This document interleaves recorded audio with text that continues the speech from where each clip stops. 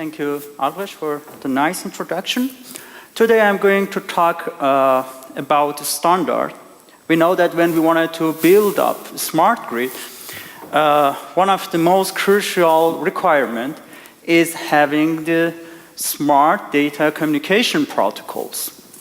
And today I'm going to present one of these protocols for you, which you will hear in future much about these protocols. And for sure, when we have these protocols, in our smart grid, for sure we have the big data compatible with the big data rising from this standard or this protocol, which is called 61850. And then I will show you a product from ANA Systems which helps you to manage this huge amount of data or big data with some database management system like SAP HANA or Oracle or IBM.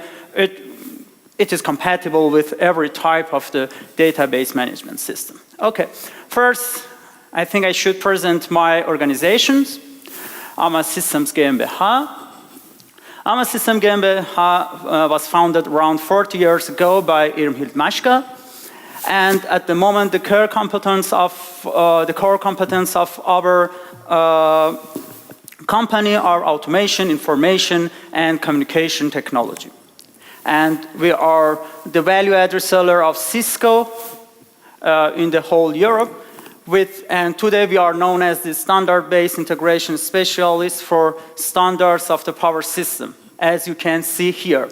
Here is a typical power system. And you can see the ANA system is engaged in the most of the modern protocols for the data exchange inside the power system. For example,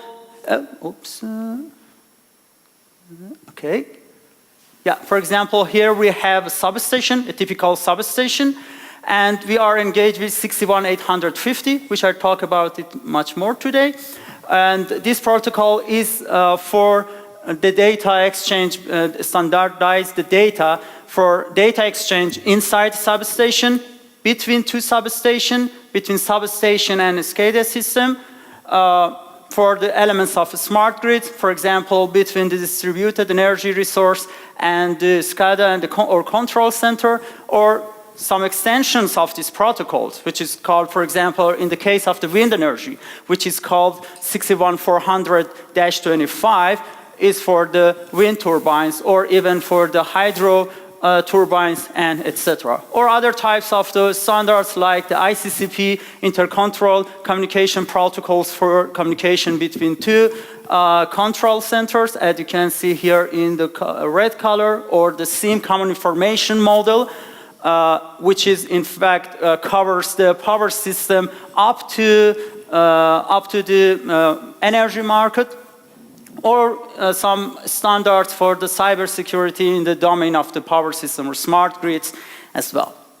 Okay, so our strategic partners like the IBM, Cisco, OSIsoft, SAP HANA, SAP, and with the help and with cooperating with such good partners, we can support our customers like the ABB, Alstom, Bachmann, and etc.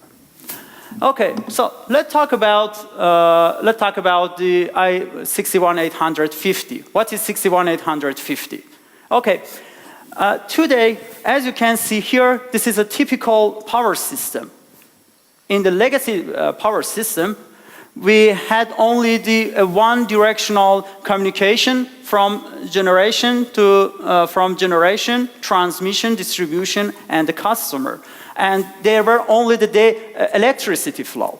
But now, in a smart grid, we have more. We have another actor. It is the data flow. And as you can see here, the data flow plays in more scenes than the electricity flow. We have between generation, transmission, distribution, but the data exchange data flows between operator, market, service, and etc. So, in fact, it plays the first role in a power system. It plays the data plays in much more scenes than the electricity. So, Maybe it's better in the future, we shouldn't call it power system anymore, we should call it data and power system. So let's see what is 61850. As I said before, for the communication between the devices, intelligent electronic devices inside the substation, between the substation element, between two substations, or between distributed energy resources and the SCADA system or control center, we need some international agreed data exchange protocols, like 61850, which with the title of the edition 2, which is called the Communication Networks and Systems for Power Utility Automation. So, a little bit about the story of this protocol. Very briefly, it is this protocol is coming from the emergence of two experiences in two sides of the ocean. The UCA, Utility Communication Architecture from US, or the North America, it's better to say, and the 101, 103, and 104 from the Europe side. And it was, I think, the first edition of the 61850 was published in 2003, and in 2013, almost 10 years later, the edition 2 was published. Okay, so let's see what is exactly 61850, or what offers 61850. 61850 standardizes our power system in three areas. First, it defines the data model. It's defined a standard data model. I will talk about it later. And then information exchange model for it tells us how these services, how this information should be exchanged between the client and the server. The server is a device, a client is a SCADA system or control center. And then it shows us as well how these services and the data model should be mapped to communication profiles, like the Ethernet, MMS, and etc. And the goal of all of these areas, all these three areas, is interoperability. What is interoperability? In fact, in simple words, it says that when you have in your smart grids two devices, and these two devices from different manufacturers, one from the ABB, one from the Siemens, and when they wanted to talk to each other, if they have 61850 implemented in these devices, these two devices can talk to each other, can communicate to each other without any problem. And that was one of the main goals of this this protocol. So, for example, the first point, a standardized data model. For example, as I said, that 61400 is in fact the extension of the 61850 for wind turbines or for the wind energy.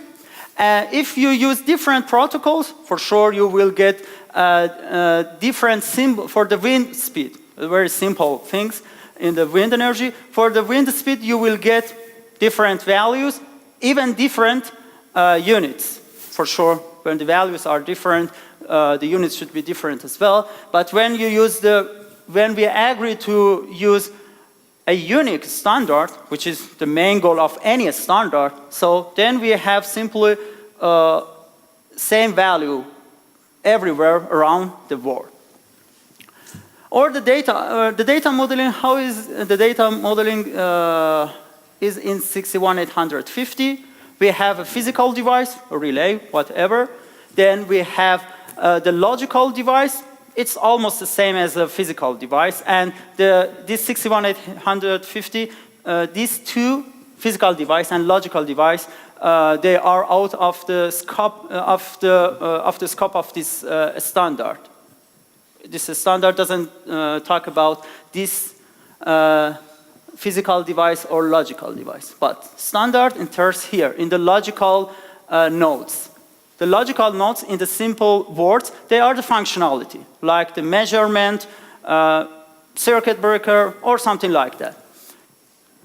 And then data classes, some data to explain this logical nodes, some data to explain this functionality, and then some data attribute, some values. For example, if you wanted to refer to the status value of the circuit breaker in a relay, you obtain such string, and everyone around the world will understand what does it mean.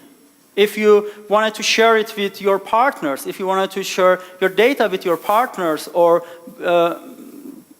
between your company, everyone, it's understandable for everyone. And so this is, as I said, that this is the main goal of any standardizations.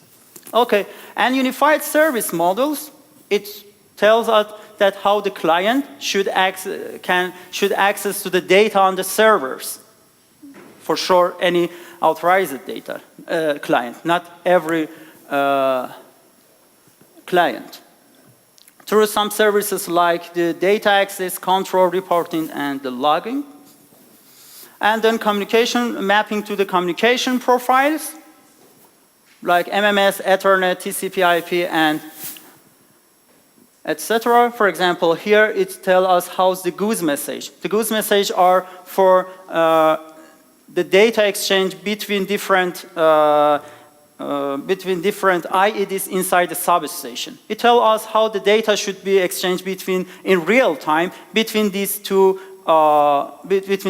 devices.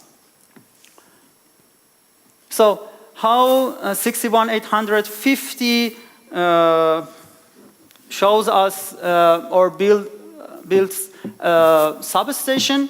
We have a three-level architecture here. On the process level, we gather the data and then merging them with the merging units, which are IEDs, and they contain some logical nodes. On the bay level, we have some more complex devices like control protections, which have much more, as they are more complex, they have more logical nodes. And then on the station level, we have the clients. And there we have some logical nodes as well. So it defines the 61850, in simple words, defines the substation or the architecture of a substation like this one. And inside the smart grid, you can see that the places when the 61850 enters, as I said, that between the elements in the substation, between two substations, between a SCADA system and substation, between wind turbines and SCADA, between the hydro or gas turbines, or between distributed energy resources and SCADA system. And one of the main important aspects of this standard is extensibility. You can define when you have some new elements, and for example, for photovoltaic, you can define some logical nodes and extend the standard. That's the power point of this standard. It's not like 101, 104. It's not fixed. It's growing. The evolution is a part of this standard, and that is one of the main points which makes this standard very powerful for the future or near future smart grids. Okay, for sure, the people who are sitting here cares about the cost as well. For sure, in the beginning, you should pay more for the devices which are compatible with 61850. But in the next levels, like during the installation, during the configuration, migration, and etc., the cost is much less than some legacy protocols like DNP3, 101, and 104. So the total impact of this protocol is positive. And very briefly, I will present the one product from AMA system, which helps you to manage in near future when you have 61850 inside your substation, inside your smart grid. For sure, you have a huge amount of the data compatible with 61850. So you should find a way to manage this big data. For example, we have a server simulator. With the server simulator, we have, for a simple wind turbines, with only, I think, 18 sensors, the amount of the data during, I think, 1 month was about 2 gigabytes. So when you have a big wind parks, and so you can assume that during the years, during the operation years, how much of the data a company, a big company like the Bachmann or the Iberdrola will have. So the managing this data, for sure you need some database management systems.